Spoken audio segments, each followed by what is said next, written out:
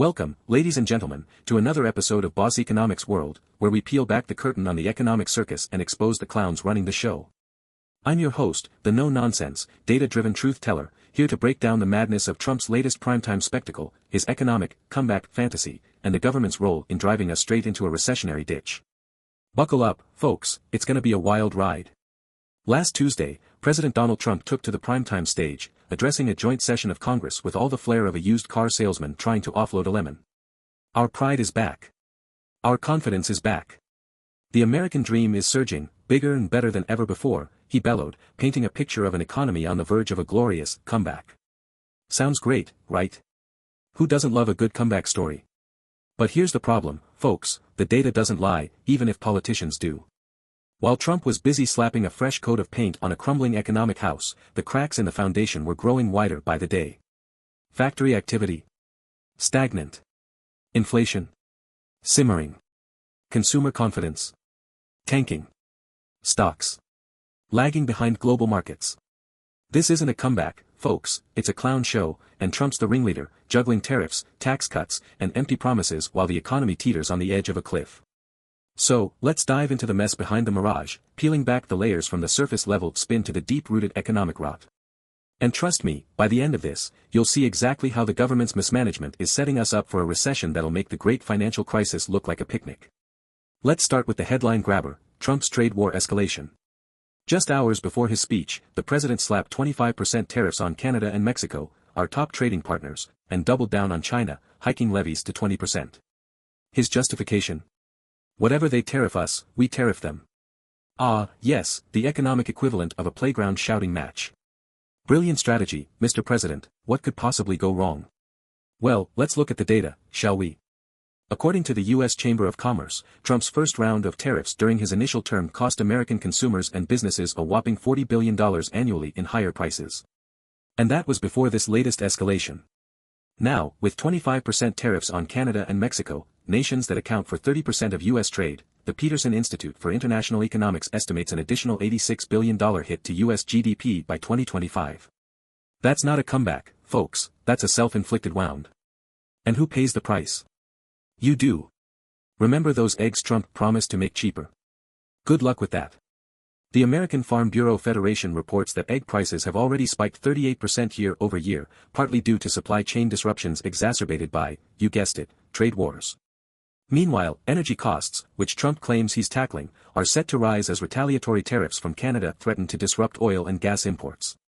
Canada supplies 60% of U.S. crude oil imports, folks, you don't poke that bear without getting clawed. But wait, there's more. The stock market, that supposed barometer of economic health, went into a tailspin after Trump's tariff announcement, with the S&P 500 closing at its lowest level since before his election. And don't let Commerce Secretary Howard Lutnick fool you with his pathway for tariff relief nonsense, that's just a band-aid on a gunshot wound. The damage is done, and the fallout is just beginning. Now, let's talk about inflation, shall we? Trump loves to blame Joe Biden for what he calls an inflation nightmare, claiming his policies are the magic fix. But let's get real, folks, inflation isn't a Biden problem, a Trump problem, or even a Democrat versus Republican problem. It's a government problem, period. And Trump's policies are pouring fuel on the fire. First, the data, the Consumer Price Index, CPI, rose 3.8% year-over-year in October 2024, according to the Bureau of Labor Statistics, well above the Federal Reserve's 2% target. Core inflation, which strips out volatile food and energy prices, is even stickier at 4.1%. And what's driving this? Supply chain bottlenecks, labor shortages, and, wait for it, higher import costs due to tariffs. Gee, I wonder who's responsible for that last one. But here's the kicker, folks, Trump's solution to inflation is to double down on the very policies that make it worse. Tariffs increase the cost of imported goods, which businesses pass on to you, the consumer. Meanwhile, his plan to ramp up deportations of undocumented migrants, a policy he's demanding Congress fund immediately, threatens to exacerbate labor shortages in key industries like agriculture, construction, and hospitality. The National Bureau of Economic Research estimates that deporting 1 million undocumented workers could reduce U.S. GDP by 1.4% annually. Higher costs, fewer workers, and no relief in sight, that's Trump's greatest and most successful era, in action, folks. And let's not forget the Federal Reserve, which is stuck between a rock and a hard place. With inflation stubbornly high, the Fed has signaled it may need to keep interest rates elevated, currently at 4.75% to 5%, the highest in 2 decades, or even hike them further. That means higher mortgage rates, higher car loan rates, and higher credit card bills for you, the average American. But hey, at least Trump's pride is back, right? Trump's big pitch is that his tariffs and new projects, like a natural gas pipeline and ramped-up production of critical minerals, will bolster domestic industries and bring manufacturing jobs back to the U.S. Sounds great in theory, but let's look at the reality.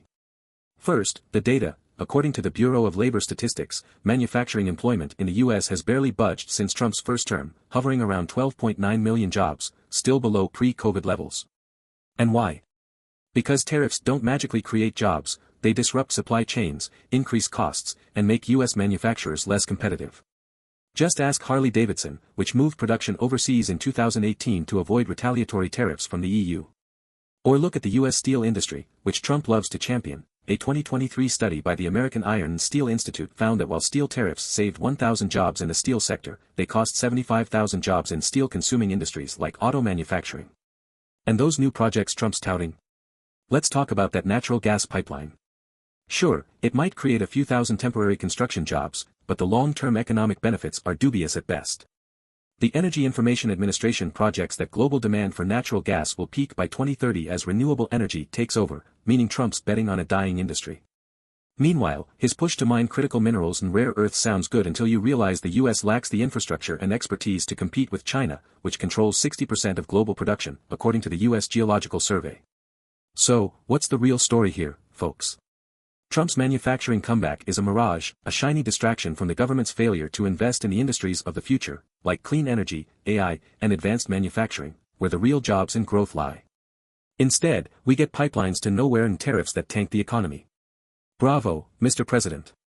Now, let's zoom out to the big picture, folks, the systemic rot at the heart of our economic woes. Trump's speech wasn't just a laundry list of bad policies, it was a masterclass in short-term gimmickry, a hallmark of government mismanagement that's been decades in the making. Take the federal budget, for example.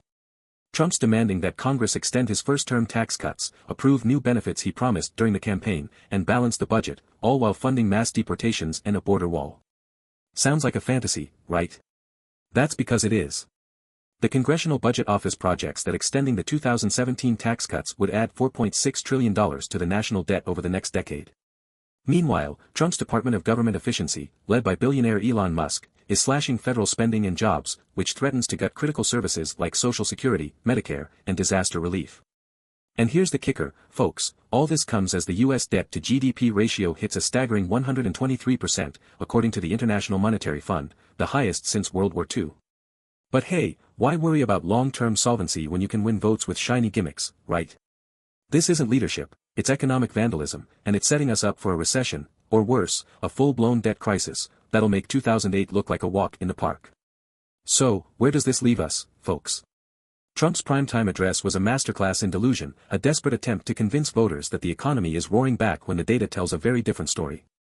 Tariffs are tanking trade, inflation is spiraling, manufacturing is stagnating, and the government is addicted to short-term gimmicks that threaten long-term disaster. And make no mistake, folks, this isn't just Trump's fault. It's the fault of a government, both parties, both administrations, that spent decades prioritizing political wins over economic stability. The result? A recession is looming, and the warning signs are everywhere. The Conference Board's leading economic index has declined for 18 straight months, a streak that's historically preceded every recession since 1960. Meanwhile, consumer confidence, as measured by the University of Michigan, is at its lowest level since the depths of the COVID-19 pandemic. So, what's the solution, you ask? Well, don't hold your breath for the government to save us, folks, they're too busy driving the bus off the cliff. The real answer lies with us, the consumers, the investors, the workers, demanding policies that prioritize long-term growth over short-term gimmicks. That means investing in education, infrastructure, and innovation, not pipelines and tax cuts for billionaires. It means trade policies that promote competition, not protectionism. And it means holding our leaders accountable, not cheering for their delusions. Until then, folks, keep your wallets tight and your eyes open, because this economic circus is about to get a whole lot uglier. And remember, here at Boss Economics World, we'll always give it to you straight, no matter how much the government tries to spin the story. See you next time, and stay sharp.